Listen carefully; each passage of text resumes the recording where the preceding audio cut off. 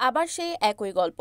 Injury টাইমে গোল হজম। নেপালের বিপক্ষে ফিফা প্রীতি ম্যাচে নিশ্চিত জয় হাতছাড়া হয়েছে শেষ মুহূর্তে গোল খেয়ে। 2-2 ড্র করেছে বাংলাদেশ। প্রথমার্ধে 1-0 গোলে পিছিয়ে পড়েছিল স্বাগতিকরা। চাপ মাথায় নিয়ে দ্বিতীয়ার্ধ শুরু হতেই স্বাগতিকরা দারুণভাবে ঘুরে দাঁড়ায়।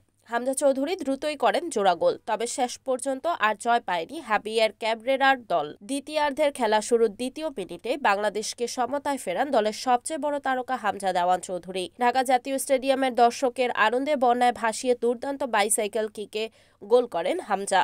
এরপর 50 মিনিটে বাংলাদেশ পেনাল্টি পায়।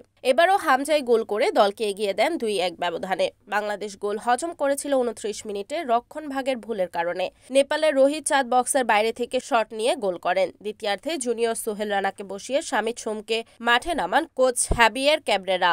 ভালোই ম্যাচটা শেষ হতে যাচ্ছিল। 2-1 ব্যবধানে এগিয়ে থাকায় শেষ দিকে হামজা চৌধুরীকে তুলে নেন কোচ। এরপরই ইনজুরির সময় কর্নার থেকে বল পেয়ে ব্যাগ খিলে গোলরক্ষক মিতুল মার্মাকে পরাস্ত করেন নেপালের অনন্ত তামাং। শেষ মুহূর্তে জয় হাতছাড়া হয় বাংলাদেশের। Next news, NN TV.